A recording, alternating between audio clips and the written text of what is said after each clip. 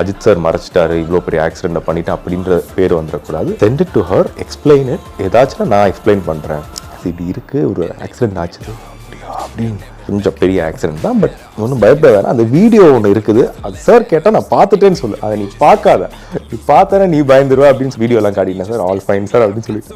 அதுக்கப்புறம் லேட்டர் வந்து இவங்க இந்த வீடியோ ரிலீஸ் ஆச்சு இல்லை, அப்போ தான் ட்விட்டரில் பார்த்துட்டு தான் பயந்துட்டு கால் பண்ணாங்க. அப்புறம் ஒரு நாள் சார் பேசும்போது ஒய்ஃப்ட்ட பேசும்போது சாரின்னு சொன்னாங்க. சாரி எல்லாம் சொன்னாங்க. சார் வந்து அந்த ஆக்சிடென்ட் ஆனதுக்கப்புறம் அன்றைக்கி அந்த வீடியோ வந்துச்சு, அந்த ஆக்சிடென்ட் எப்படி ஆச்சுன்ற வீடியோ வந்துச்சு.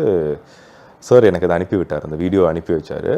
எல்லா ஆங்கிள் இருந்துமே அந்த ஆக்சிடெண்ட்டோட வீடியோ நீங்கள் எல்லாம் பார்த்துருப்பீங்க.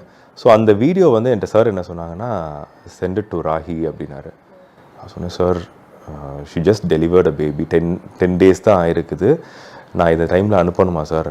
நோ, எதுக்கு அனுப்ப சொல்கிறேன்னா, நம்ம மறைச்சோன்ற மாதிரி ஆகிடக்கூடாது, and it will be on me. Ajith sir மறைச்சிட்டாரு, இவ்வளோ பெரிய ஆக்சிடெண்ட்டை பண்ணிட்டு அப்படின்ற பேர் வந்துடக்கூடாது. Send it to her, explain it. ஏதாச்சும் நான் எக்ஸ்பிளைன் பண்ணுறேன் அப்படின்னாரு. நான் சொன்னேன், சார் நீங்கள் அதெல்லாம் எக்ஸ்பிளைன் பண்ணுவாங்க சார், நான் பார்த்துக்கிறேன். போயிட்டே இருக்கு. ஆமாம், அதெல்லாம் வேணாம் சார், நானே பார்த்துக்கிறேன் சார் அப்படின்னு சொல்லிட்டு I didn't tell her that time. ஏன்னா அது ரொம்ப டிஸ்டன்ட்டான ஒரு இடத்துல இருக்கும், அண்ட் தட் அவங்க அப்போ தான் டெலிவர் பண்ணியிருக்காங்க. ஸோ அதனால் அந்த இடத்துல சொல்ல வேணாம்னு சொல்லிட்டு சார் கேட்டார். நான் சொல்லிட்டேன் சார் அப்படின்னு சொல்லிட்டேன். அப்புறம் லேட்டர் வந்துட்டு சார் கண்டினியூஸாக he kept asking me, did you tell it to Rahi? ஏன்னா தெரியும் என்ன பற்றி. So did you tell it to Rahi அப்படின்னாரு. நான் சொன்னேன், சார் சொல்லிடுறேன் சார் அப்படியே.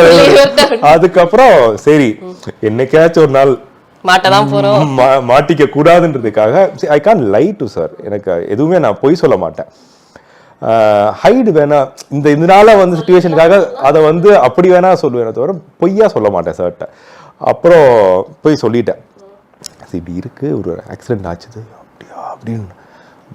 கொஞ்சம் பெரிய ஆக்சிடென்ட் தான், பட் ஒன்றும் பயப்பட வேணாம். அந்த வீடியோ ஒன்று இருக்குது, அது சார் கேட்டால் நான் பார்த்துட்டேன்னு சொல்லு, அதை நீ பார்க்காத, நீ பார்த்தேன்னா நீ பயந்துருவா அப்படின்னு சொல்லிட்டு சார்கிட்ட சொன்னேன். சார் வீடியோலாம் காட்டினேன் சார், ஆல் ஃபைன் சார் அப்படின்னு சொல்லிட்டு.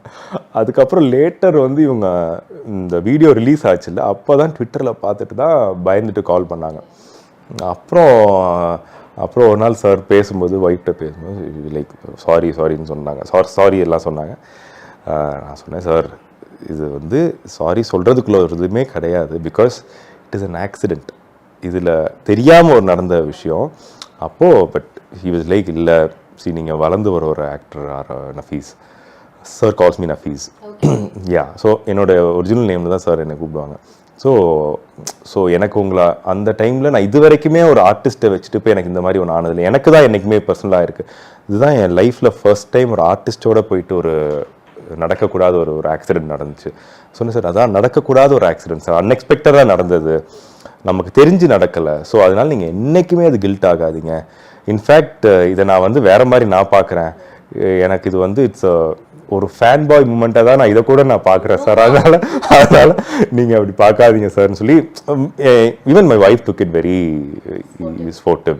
ஸோ அதனால் sir is like that. So எதுவாக இருந்தாலும் he is more concerned about others than him. ஆமாம்.